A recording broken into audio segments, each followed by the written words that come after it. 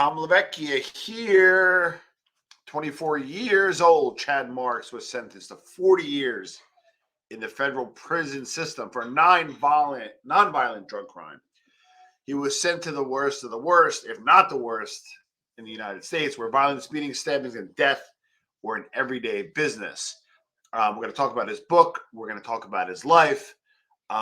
This guy is an amazing human, amazing person. And next on the Armchair NBA.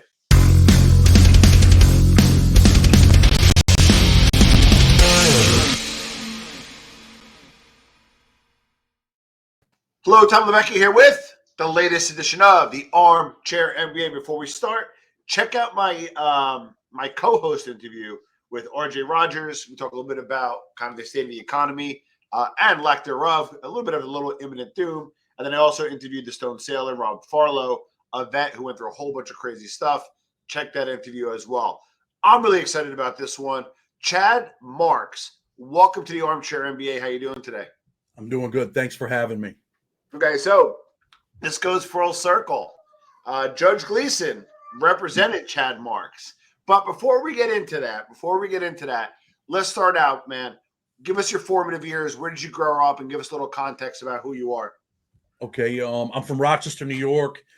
At the age of 24, I ended up getting arrested, and they kind of charged me with this big nonviolent drug conspiracy originally. Then they turned it into a bunch of other things. I had a 1-count indictment. Eventually, it became a 16-count indictment. Ouch. I went to trial, was found guilty of 2 924Cs, which Judge Gleason's the architect on getting that fixed. Yeah. And a crack cocaine conspiracy. I ended up with a 40-year mandatory minimum. Went to prison. Donald Trump ended up passing the First Step Act, which allowed me an opportunity to get out of prison. I wrote my own pro se motion, had that all filed, and then Judge Gleason ended up taking over. And if not for him, I probably wouldn't be out of prison right now talking to you. So, wow, just a little bit about my story. Irony and how small this world is. All right, but there's a lot to unpack here. So first things first. There were draconian drug laws. I'm not sure if they're the Rockefeller laws, whatever they were. But so you had the opportunity to do 10 flat, right? Versus, but you had to admit what you did versus you want to blow through trial. Give us kind of the decision process and what kind of counsel did you get at that time? And do you regret making that decision? So my counsel was he was supposed to be the best where I'm from, but I never knew what a real lawyer was until I ended up getting Judge Gleason on my case and he became my lawyer. So back then in my neighborhood, like, this guy's the guy, this is what's going to happen. And really, man, there was just a dispute in my case over 2 points. In the federal system, everything's on a point system. There was a dispute over the 2 points. I said, hey, look, tell them to get rid of the 2 points for the gun. I'll take the plea. If not, I'll still take the plea anyway, but try to get rid of the 2 points for the gun so I can take the drug program and possibly get a year off my sentence. My lawyer at the time had a big death penalty case. It was a murder one case. He was too concerned with that case, wasn't concerned enough with my case. And eventually the government said, you know what? Screw this guy. Because my lawyer never told him, hey, this is what we want. He wasn't in there negotiating like he should have been, right? He wasn't telling him, hey, take off the 2 points. We'll do this. Take off that. We get the mandatory 10 no matter what. You can't go below that, but we're fine with that. He never did any of that. So the government said, you know what we're going to do? We're going to supersede the indictment, and that's what they did. My mandatory minimum went from 10 to 40 years. So at that point, there was no other choice but to go to trial. On the day of trial, I did tell them, hey, look, I'll take 17 years right now. They said no. I told my lawyer, I said, look, man, I'm scared. I'm guilty. What they charged me with, I'm really guilty of this shit. So if you can, man, just tell them 20. And they said, no, 27 years. And at that point, 27 years, 40 years was the mandatory minimum. I decided to go to trial, man. There was no other option. There's some, forgive me, Chad, my allergies are really bad. There's a lot to learn there. So just people know, number one, it matters what lawyer you have. I don't care what anybody says. There's areas you don't chintz in life. You don't chintz on your physicians.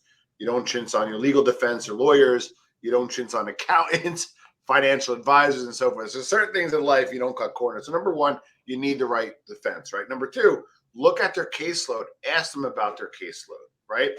Hey, what do you got cooking? What's going on? Do you have associates? Do you have? Are you going to be lead chair? Are you going to be? There's a lot of questions to ask. The second thing is, and a lot of lawyers don't like this, throw a few bucks at another attorney to not evaluate their tactics, but their strategy. And these are all things that people really need to understand, especially facing hefty sentences like you were. Okay, so you go to trial. Obviously, you get found convicted.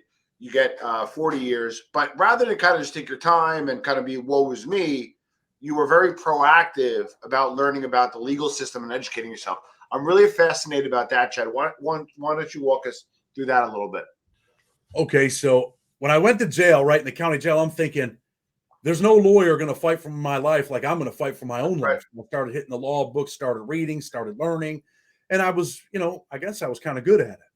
And, I would write everything for my lawyer. This is what needs to be done. This is what needs to be done. Do this. And then the lawyer starts to get pissed off a little bit, right? Like, you're not a lawyer. You think you're a lawyer, because a lot of lawyers don't want to do the work. Correct. I don't care if you pay them 30, 40 grand or not. Yep.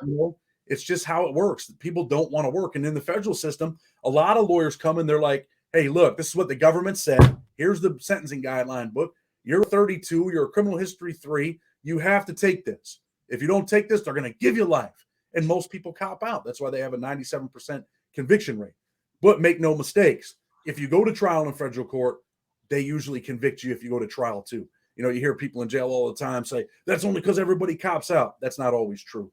So anyway, I ended up learning the law. Eventually, I ended up going to one of the most dangerous prisons in the country, right? If not the most dangerous. I ended up in Big Sandy. USP Big Sandy is my first prison. I'm from New York. They sent me to Kentucky. It's a danger zone. Yeah. So at first, I'm still doing all my own case stuff. But, when you're living in a prison like that, people are getting killed there every day, man. And I talk about that on my YouTube channel, Blood on the Razor Wire TV. I do a bunch of interviews with guys over there from Big Sandy, people that I actually know from prison. Wow. And when you walk in there, it's a different life. You have to worry about living. Yeah, you want to get out of prison. You want to go to the law library, but your first priority is making it through this. It really is that bad. Well, I want to ask 2 questions. The first is, what was it like when the door first shut on you? And then second, what was your initial strategy for survival? Walk us through that. When I walked into Big Sandy, you're talking about when the door closes there, when I walk in the unit that first day? Yeah. Okay, so when I walk into the unit there, I talk about this in my book too. Yeah. On the Razor Wire. I'm going to get a copy. I'll send you one. Hey, when I walk into this place, the lights are illuminated. Everybody's yelling. You smell cigarette smoke. They're not supposed to be any tobacco products. Yeah. And everybody's looking at you. It feels like everybody's got their eyes on you. And immediately this white guy beelines to me. He's got one arm. They call him Lefty. How ironic, right? And Lefty just starts talking. Hey, man, what cell they putting you in? Where you from, man? Who you run with? You run with the whites? Yeah. And this is so that people know that are listening. In federal prison, everything is racially segregated. It's not that you necessarily want it to be that way, but that's how it is. I mean, there were times in there where, in certain units, they had a white mop bucket, a Hispanic mop bucket, a black broom, things like that. Wow. Right? So, excuse me. So as soon as you walk in, the people are pressing you. Who you run with? They're putting me in a cell with another white kid, and they're like, hey, that dude runs with the blacks, man. You don't want to go in a cell with that dude. And they try to figure out a place for me. They tell the cop, this is the cell. We're going to get a cell for him, and we'll let you know. And the cop says, yeah, just let me know. I couldn't believe that the prisoners are telling the cops where people are going to live, right? So that was kind of like my first introduction immediately. And then it was either that day or the next day. I think it was that day where this kid slaps the CO, slaps the guard right in the middle of the day room, kid from New York. He slaps the CO, and the CO goes, what did I do? The CO's asking the prisoner what he did wrong. And all the New York dudes swarm the cop. They circle the cop. And I'm like, what the? So all the stories that I had heard, this is it. This is Big Sandy. This is the place. And even before I got in there, when we're walking down the hallway, eventually I find out it's my homeboys, right? And your homeboys are the people from the East Coast, New York, Boston, kind of got their own car, our own group. Yeah. They end up beating up a kid that, you would refer to in prison as a booty bandit. They smashed this dude named Skinner because he was trying to force this young white kid to do something sexually, and they smashed him. So I see him leave on the stretcher, and I see these other 3 white dudes handcuffed behind their back, give me the nod when they're walking down the hallway, like boom. And one of the kids turns out to be a kid from Boston named Dennis Mooney that I become really close with, in Big Sandy. But he was the kid that kind of gave me the nod, like, what's up? So that was my introduction to Big Sandy, man. Wow. Not that I wouldn't get too much on it, but I do a lot of mob interviews and so forth. How do the Italians fare in a federal prison like that? They with the white guys, do they kind of have their own thing? Are they respected, not respected? How do the mob guys how do they fare? Alley Boy was in my unit when I first got there. Oh, right? wow. Okay. The son. Some of them dudes, I mean, a lot of Italian dudes just kind of do their own thing. Like they don't really have trouble. I mean, Vic Amuso was over there when I was there. They don't really have trouble. They just kind of do their own thing. But I will tell you this: even though everything's racially segregated, the black dudes from New York will always look out for the Italian dudes from New York. In every prison that I've been in, Big Sandy, USP Lee, like the New York dudes, like, nah, forget all that, man. He's from New York, and they do that, you know. Some dudes accept that, some dudes don't. But the New York dudes that are Italian mob guys, they don't really have issues, man. They kind of do their own thing, mind their own business. And if they did have an issue, I'm telling you, 9 times out of 10, some people might not agree with this, but the New York dudes will look out for them regardless of race. Small world. I took Allie's niece to the prom. Another discussion. All right. So, okay. So you're there. You're starting to take your courses. You kind of hook up with like the right. No, but so when you gotta get hooked up with the group, right? So obviously you're a white guy, so you may hook up with those guys. Are there like subgroups? You know, like for example, like are AB like is it like AB here and just regular white? Like how does that? Because I'm fascinated by like it's racially segregated, right? But there's also a lot of different ideologies. Are you kind of forced to roll with somebody you may not have the right ideology with, or is there like subsects that you can maybe like, okay, you know what, I'll roll with these guys, but not these. You know what I mean? Okay, so I'll tell you this, right? When you come to Big Sandy, I get there. There's a guy there. He was also involved in the mob, Adam Oliveri. Yeah. I don't know if you know who Adam is. He was with I forgot exactly. I could pull it up, but I forgot exactly who he was with. One of the most, probably the toughest, most dangerous white dude in the whole prison over there. All right. Oh, wow. But as soon as you come there and you're from the East Coast, you don't really have a choice. They tell you, hey, if you don't want to be a part of the car, you don't have to be. Yeah. But they're going to smash you. And what I mean by smash you is you're going to get throttled and you're not going to be there no more. You're going to get beat up. They probably won't stab you for that, but they will definitely beat you up. Back then, you're going to be in your car. And if you're not, they kind of feel like, you know, you're turning your back on people. There's Stevie Burke from Boston. Oh, right? Wow. So Stevie Burke is the shot caller. Adam Oliveri's like the second in command, but he is the muscle. Adam is the muscle. And, you know, the next day they're like, yo, your homeboys want to see you, man. They're there. They already know I'm coming. They know my number. They lay down the rules. This is what it is.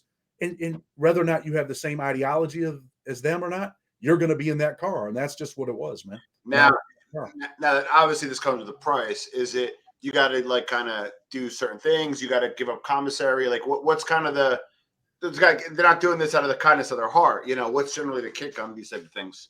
Well, it's not that they're not doing it out of the kindness of their heart, but what they, you know, there's power in numbers, right? Sure. So the more people you have, the more power you have. And Stevie Burke was on a power trip over there. Like, it got crazy because Adam ends up stabbing the cop. We all end up getting transferred. Things happen over there. But no, it's not that they take your commissary. They don't do no shit like that. They're like, yo, look, you're a homeboy and this is what it is. And if you turn your back on us, then we know, you don't feel the same way we do. So we're going to smash you. There isn't a different sex over here, different sex over there. But what it is like, let's say you're from the South and you're white and you're from Florida. You're in the Florida white South car, right? Yeah. Or let's say you're from North Carolina. You may very well be in the North Carolina car or Texas. Wherever you're from, that's where you're going to be. But the East Coast guys, we stuck together. And Stevie Burke, you know, some of the guys listening probably know who he is. He was on a power trip, man. He wanted to be the boss. And I talk about this in my book where he's the type of guy who had nothing left in life. You know, life was forever gone for Stevie Burke. So what he wanted to do was he wanted to be the shot caller. He wanted to have the keys for the whole yard. He wanted to control all the white dudes. And at the time, there was an Aryan Brotherhood gang member over there named Bam. He was kind of like the big homie, the guy that people were like, he's got the yard. And Stevie Burke's like, he don't have the yard. He don't tell us what to do. We're from the East Coast. And he didn't tell us what to do. You know, we had the numbers. We had 100 dudes in our car, 120 dudes. And, So I'm a big believer in whenever there's any type of, ecosystem, and jail's an ecosystem, it could be a community, it could be anything. The cream always rises to the top, right? So you started studying the law and you started making yourself, I didn't read your book yet and I'm looking forward to getting the copy, but what I gathered from my quick research on it, because I don't like to research too much, I want it to be organic, but what I got from you kind of separated yourself as like the jailhouse lawyer in a way, where you were like, helping people, they needed you didn't discriminate, like you were valuable. Did that kind of happen where you started helping yourself out? And was that your strategy? Like, oh shit, you know what? Let me be the brains, let me help people out. Or did you just start like doing this and organically you became the jailhouse guy? Because I thought that was interesting and I felt like you were helping yourself out, but it also seemed like a good survival strategy as well. So in Big Sandy, I was going to the law library. I was just doing my own thing for me, but I was learning the law, and it was a gift. I guess God gave me a gift because I was able to be successful. I got over 100 people out of prison while in prison and out. I own a paralegal and prison consultant firm now. But what happened was I eventually get transferred. I go to Coleman, right? And I'm always in the law library. I'm always doing legal work. And there's this kid from Tennessee, and we get locked down. He sends me up his paperwork. Look, man, I really need your help. We're locked down. I can't write the stuff for the government's reply. Could you write this for me, man? I'll hook you up, man. What will you charge me? And I write him back. I said, look, man, I really never done other people's cases. It was a bull crap crack case. Yeah. And I was like, look, man, I don't really want to do it. I don't trust myself. He's like, man, please, I need your help. So I do it. Long story short, I do it. And we win. And I charge him $30. I said, get me a couple deodorants and some chips and a case of soda. I don't know. So I win that. Now, this is a black kid from Tennessee. We end up winning. He gets some time knocked off. He's got like a year or two left. He starts telling everybody after the lockdown, hey, this guy won my case. People are coming to me, and I'm like, and one of the first real case that I did was a 2255 post-conviction motion for a guy that was carjacking people down in Florida. And I did that, and I won his case. And then after that, it was off to the races, man. I started doing big cases, and I started winning, man. And when you win, people want you to help them. And the culture in Coleman was all the dudes that worked in the law library, we all worked together. We weren't against each other because people are in there with life sentences. And I just started winning cases, man. I did a bunch. I did Russell Simmons' son's case. I won on his 2255. Your viewers might not know, but the rapper Lil Baby, his real father, I did his case. I won some clemencies under Obama. I won a couple under Trump. And I wrote the first compassionate release motion for Conrado Cantu. And some people might find this crazy, but I ended up making it to a low security prison. And Conrado Cantu was a mayor in Texas. He was the chief of police. He was sentenced to like 27 years. That was the first compassionate release motion in the country to ever win. And I wrote his and we won. Wow. So okay. So I want to pedal back for a second and then so generally your case, why were you was it an eager prosecutor? Like, don't get me wrong. You were, they had charges on you and stuff, but you were treated like a high value target. Why is that? Because that's not like the normal, hey, got caught from crack. Were you gang affiliated, OC? Did you bang your daughter? Like, why do they have such a hard on for you? Because I want to set that up and then we'll go back to. So in my case, look, man, I was a little cocky. I got smart with the cops. I was a white crack dealer where they felt I shouldn't be selling crack. Most of the people in my little organization that we had were black kids that I grew up with. Okay. And they targeted me. They said, oh, this white kid's selling crack. We're going to bang his ass. Because, there is a sentencing disparity where African Americans are disproportionately sentenced for crack. Correct. I was the guy like, we're going to get this kid. And they got me. And my prosecutor just despised me. He disliked me. I disliked him. And he did. He made it personal to the point where, I don't know if you want to get into this now, but, I end up winning that case. The judge is going to release me. On the eve of being released, he files an appeal. They stop me at 7:00 in the morning. I'm walking out. I'm 50 steps, 100 feet away from walking out of the gate. I'm outside, and my family's there in the parking lot. And they call, and they say, hey, stop him. There's an appeal pending. Stop him immediately. Do not open that gate. And they turn me around, man. It was one of the most, oh, man, it's just, I can't even explain it in words, but it crushed me. It was worse than losing trial, man. It was equivalent. It was just horrible. So I ended up sitting back in there 2 weeks. Gleason filed some stuff with the Second Circuit, and they end up releasing me 2 weeks later, pending an appeal. The government eventually drops the appeal. But, like I said, Judge Gleason, I credit him and his team for everything that they did for me. But that was kind of, they just made it personal. Sometimes they're nasty. A lot of times prosecutors, man, have no compassion. They feel like, hey, you're out here committing crime. You're destroying your neighborhood. We're going to take your head off your shoulders. You're done. And that's what they do. And, obviously we see what's going on now with all the, gun violence. And I mean, the world's out of control, man. So. All right. So I happen to be a very big Tim Scott fan. Listen, I don't talk a lot of politics on the show. But there's some stuff that Donald Trump did in his policies that objectively had many men, and a lot of them happen to be black men, that are able to spend Christmas and time with their families vis-a-vis the First Step Act. I know Tim Scott helped create it, as well as Trump. There were some other initiatives that he did, but I kind of want to focus in on that. So when you were kind of doing your thing, and obviously Judge Gleason was helping you, Talk to us a little bit about the first act and how it helped you finally get released. Okay, so I was sentenced under 924C stacking. I got 5 years for a 12 gauge rifle, right?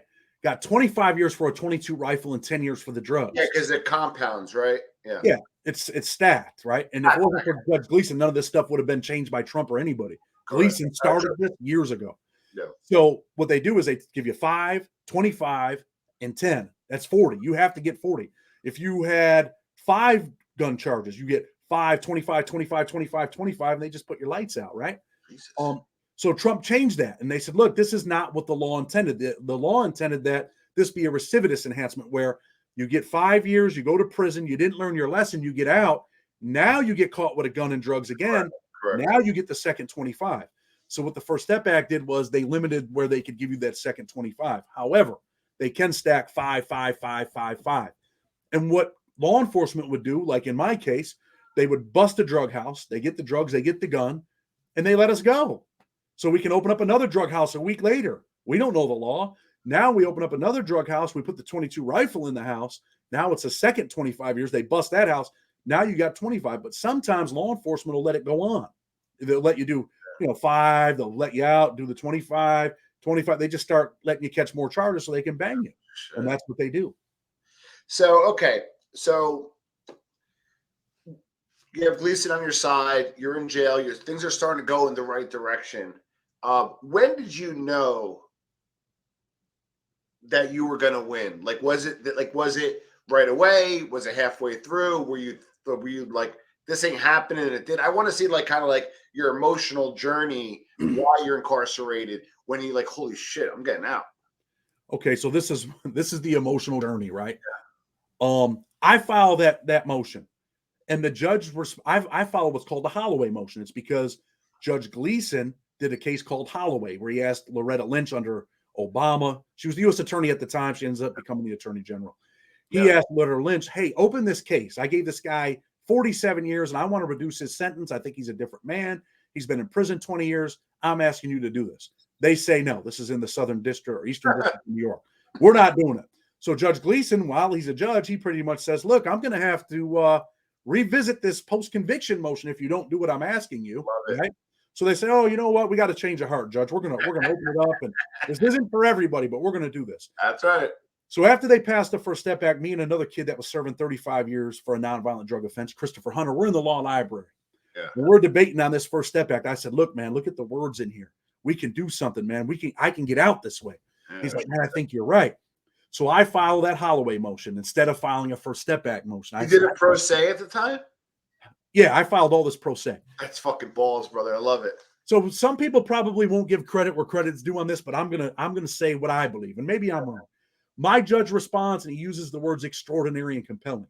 He says this is an extraordinary and compelling case that deserves an extraordinary remedy on the Holloway motion. I'm asking the government to open the case, do what Judge Gleason and the government did in that Holloway case. That's what I'm trying to do here. And the government says, hell no, we're not doing it. I tell Chris, I said, look at the words that the judge used, man. He used the word extraordinary. This is what the First Step Act says. Correct. You can get out this way. So I started putting 2 and 2 together. I reached out to a guy named Harlan Protas, who was Holloway's lawyer, very good friends with Judge Gleason. Yeah. I'm like, Harlan, man, I need you, man. I need your help. And this guy became like a father figure to me, man. One of the best attorneys in the country, if not the best. And he's like, look, man, I'm going to talk to Gleason again for you. And, I'm going to help you. Let me see what Gleason says. He reaches out to Gleason. They say, look, we're on board. We want to help you. So they get on board with my other attorney, Jill Harrington from Jersey. And that's when Gleason says, okay, I'm going to talk to the government. The government won't even return his phone call. No respect for Judge Gleason whatsoever. He was appointed by Clinton himself. They don't respond. So, okay, you don't want to respond. So Gleason says, now we're going to have to file a 3582 compassionate release motion.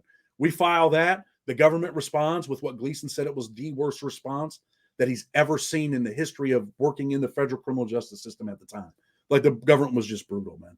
They weren't truthful. They made up things. We ended up having a hearing. Whose cereal did you piss in, man? Jesus Christ. It was personal, man. This dude hated me, man. And I don't want to say I hated him. I didn't hate the dude, man. Yeah. He had a job to do. I respect you for, doing your job, but he's very tough prosecutor. And honestly, man, he's not a dummy. He was a tough prosecutor, and he put the screws to people. So we go to this first hearing in December, and I'm like, man, it's looking all right. I feel like the judge might be leaning my way a little bit. He's already extended his hand by having a hearing and even hearing us out. I get Gleason on the case. I think that helps me a little bit. He's someone that's respected. They know he's not going to take a bullshit case and come in there and start bullshitting the court. So then they want a second hearing. They want to bring the SIS officer from the Federal Bureau of Prisons to come testify on me, which they do. They bring him to come testify that I'm a horrible person. He testifies that he found a cell phone chip inside of my Bible, inside my locker. It turns out that none of that's true. Someone else was wrote up for it. It was someone else. It really was, man. And really, the dude didn't even know he had a cell phone chip. He picked up a Bible at the end of the range where there's 400 people, and they found a cell phone chip inside his Bible in his locker. And the judge kind of blasted the government for that in his decision. But at that point, when we're having the hearing, Judge Gleason tells me, he says, look, man, it's a hell of a fight, but we're probably not going to win. I'm just being straight up with you. This is really bad. This took a turn for the worst. We're probably not going to win. And I just kind of felt like I gave up. But eventually the judge ends up issuing a decision, a year later, 8-9 months later, and he grants my motion. He reduces my sentence from 40 years to 20. He gives me 10 for the drugs, 5 for the first gun, 5 for the second, and says, hey, I think this kid deserves to get out. And you were in for 19 at that point, right? So you were essentially time served almost. Yeah, I was almost time served. In fact, when the decision came down the next day, they told me, hey, go pack your stuff. You're leaving right now. And then they find out they miscalculated my time. So that's the first time I get screwed, right? Like I'm calling my family, hey, they're releasing me. I don't know what to do. And I'm actually nervous. I've been in prison for 17 years, 5 months, and 21 days at this point. And I'm scared. I don't know what to do. I didn't know I was leaving that day. My calculations was I had about 45 days left, which it really was. So they're like, oh, no, I give away my stuff and everything. So I got to get my stuff back. I get my stuff back. Now my release date's coming. 2 weeks before I'm supposed to be released, they moved me to a quarantine unit because of COVID, right? I was in the prison that was affected second worst in the federal. That's actually like a good sign, meaning they're serious about you getting out. I'm not saying you're going to be holed up for 2 weeks, but what I'm getting at is that was a good sign that they put you in the quarantine unit, no? Yeah, so I'm in this quarantine unit, and we can see the gate, because you asked about emotions, right? Yeah. I can see the gate where dudes are getting released every day. Wow. Women are at the prison camp. They got to come over there to get released. You're seeing men leaving, women, and I'm like, wow, 6 more days, 5 more days, and I'm watching people, and I'm like, damn, I'm going to eat a real pizza, and I'm thinking all this crazy stuff, right? A pizza, the most important thing at the time. Yeah. I'm gonna send this to my wife. She doesn't know the importance of pizza. Yeah. Now, well, so I end up. Today's my day. They take me to medical, everything. The guy asked me in R&D. He says, "Hey, you got any clothes to go home in?" I said, "No, my family brought them. They're in the parking lot." I seen my family pull up. Yeah. He's like, "Man, if you had clothes, I'd release you now. I'd let you go first," because they kind of respected me, man. I've been in prison a long time. They knew who I was. I had a little bit of respect over there. Yeah. I'm like, no, so he does 2 or 3 people before me. Then he does me. I'm just in my sweatsuit. I'm getting ready to walk out. And that's when they stop me. If I would have had clothes sent, I would have got out. I would have walked out of the prison. I would have been first. And then they returned me. They sent me back to that quarantine unit. And I'm like telling the warden, hey, get me out of here. There's only one phone in here. You only get 3 calls a week. Yeah. I just got smashed. I need to get out of here. And really, I got kind of sideways with the warden because they didn't want to move me. Well, we're going to leave here until we figure it out. I said, dude, I'm not getting out. Gleason told me to be another year for the appeal. He's going to try to do what he could, but thought I'd be in there for another year.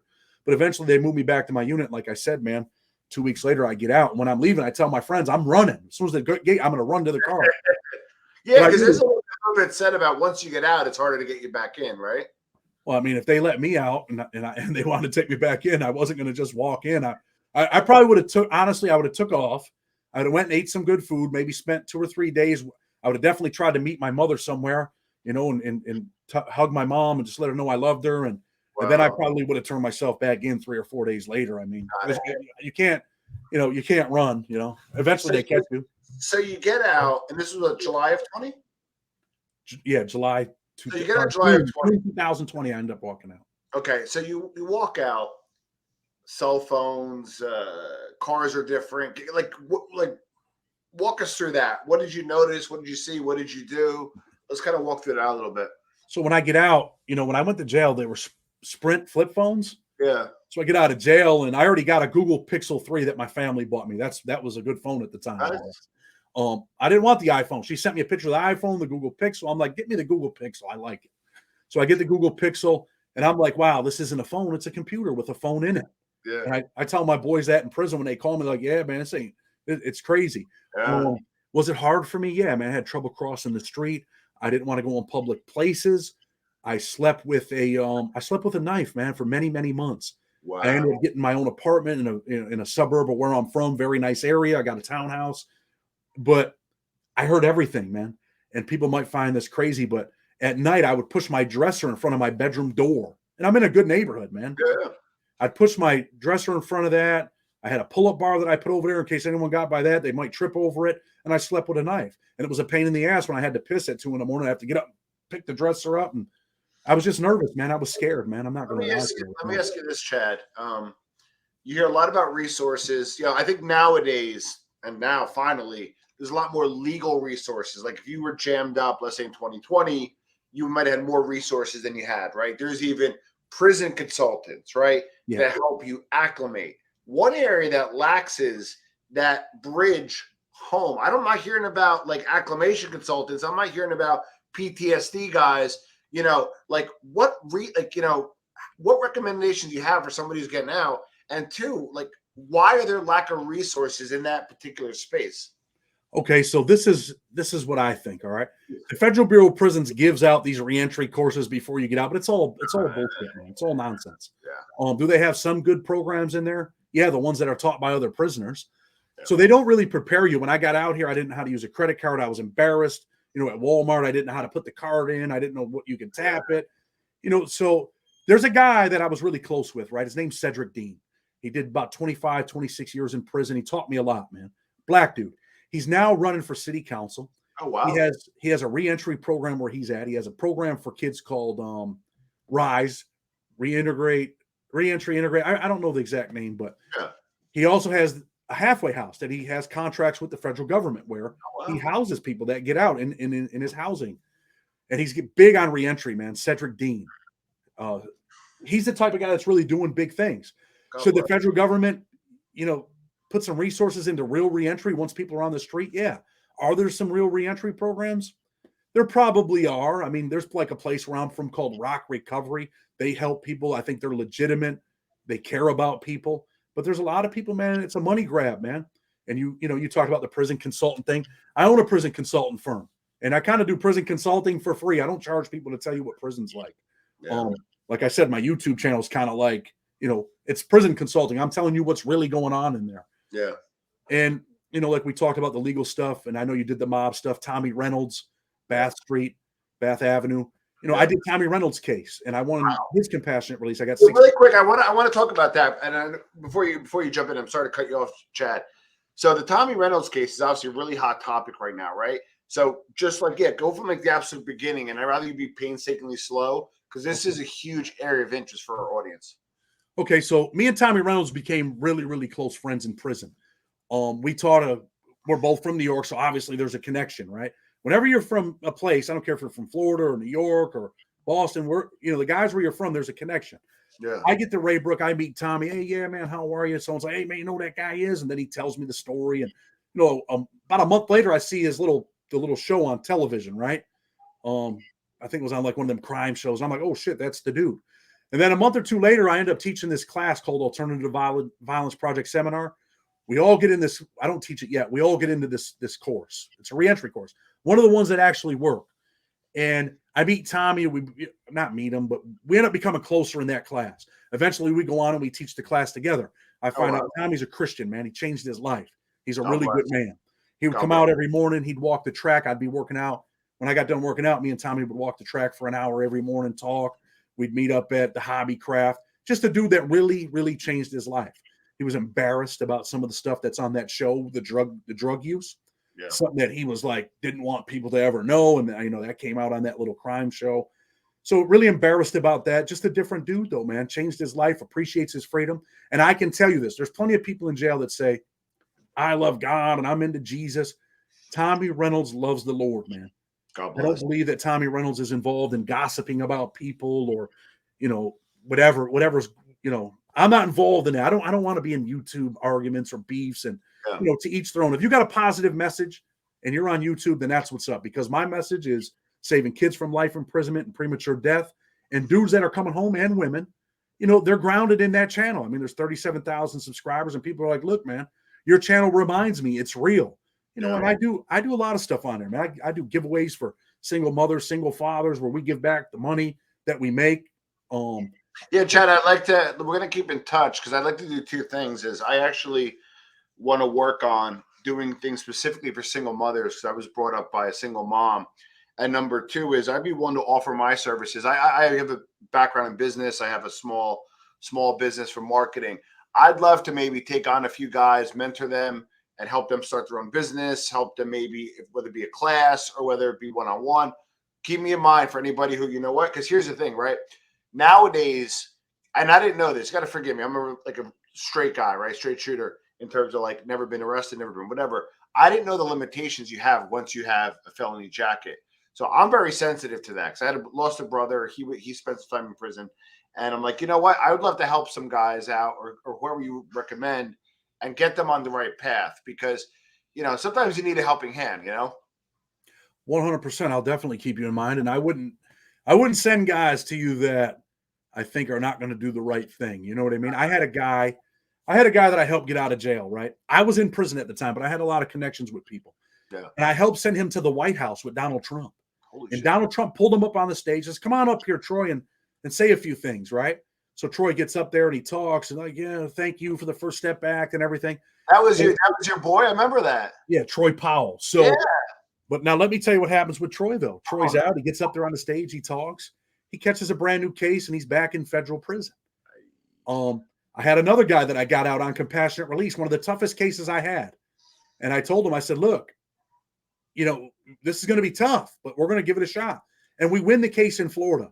Right after we win it, they start saying, hey, judges in the 11th Circuit in Florida, they don't have the power to determine what's extraordinary and compelling. But I get this cat out.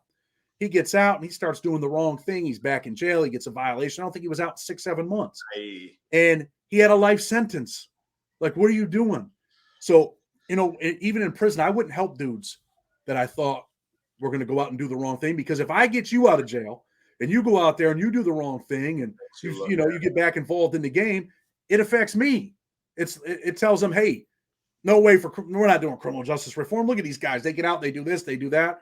And there was a guy that Trump let that got out, and I think he spoke at the White House too, and he ended up doing something real serious to his kid's mother, and she's no longer alive.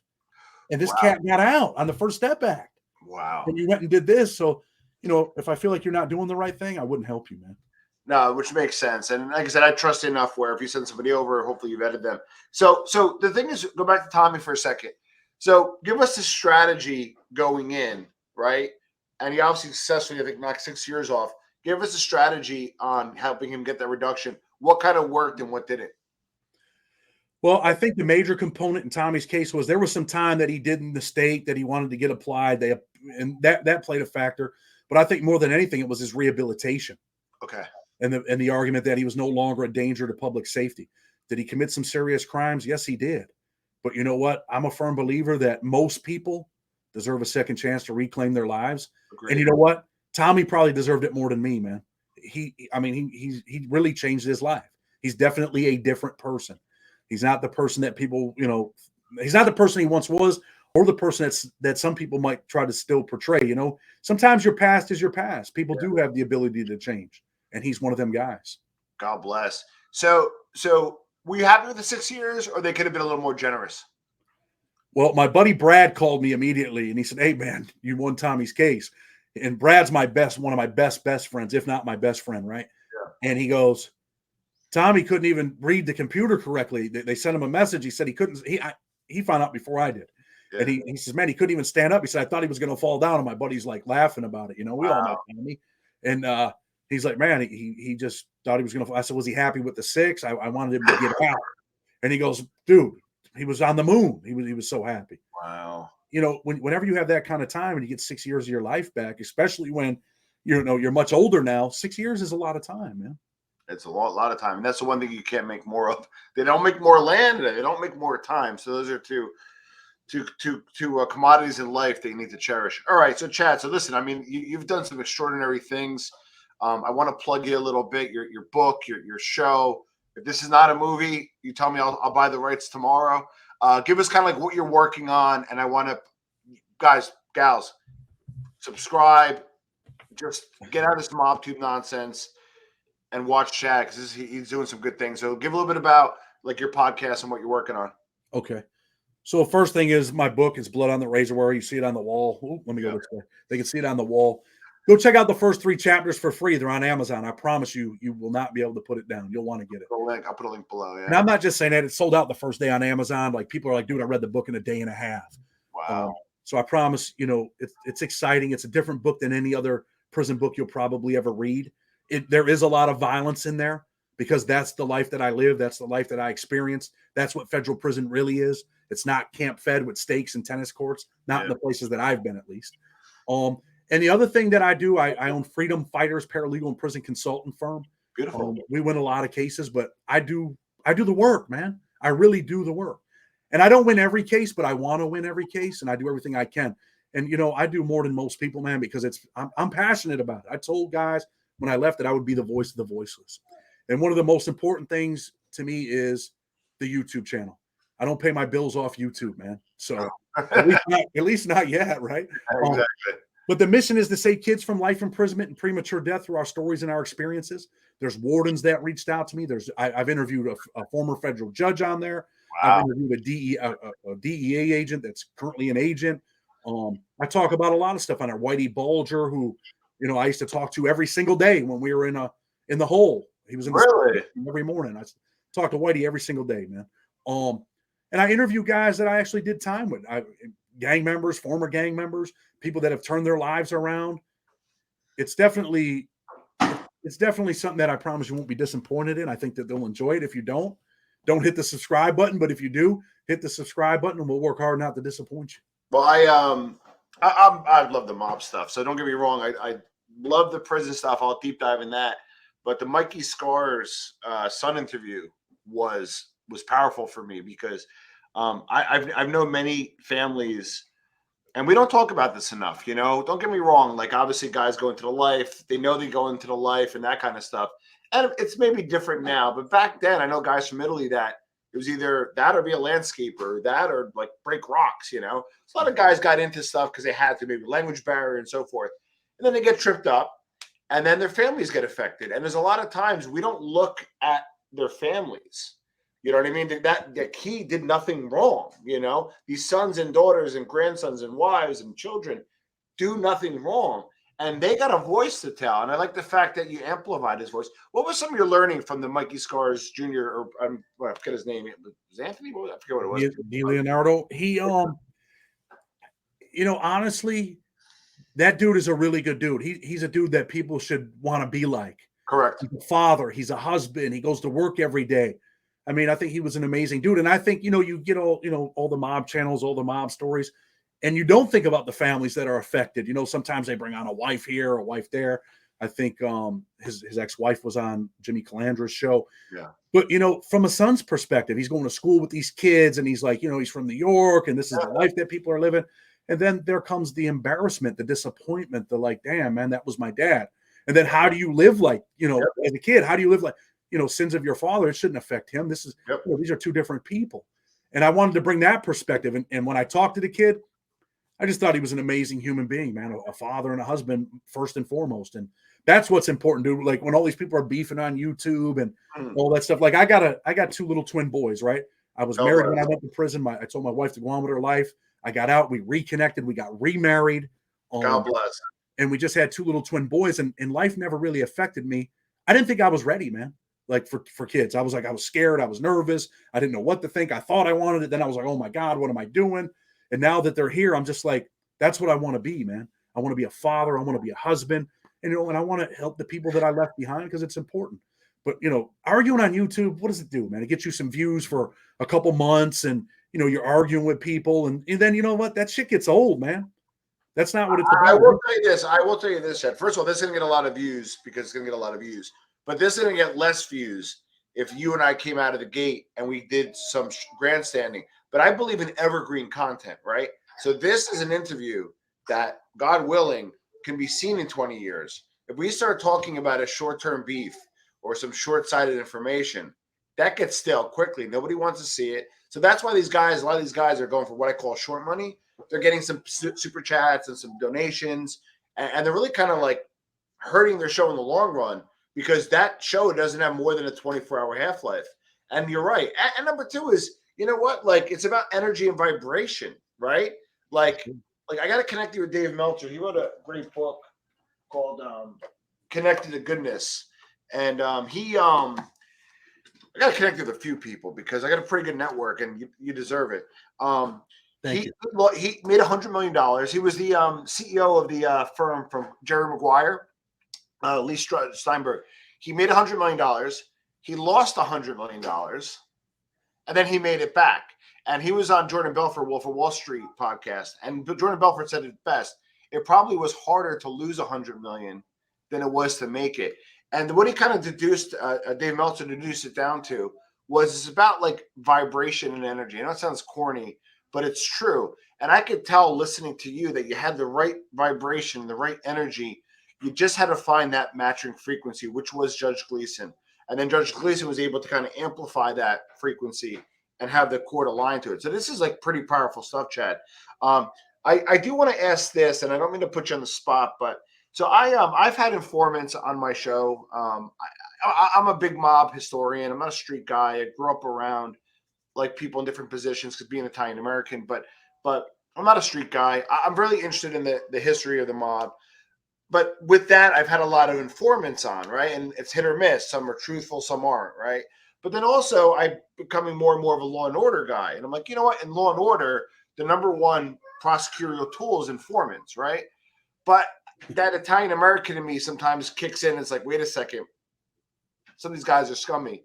Where do you land on informants?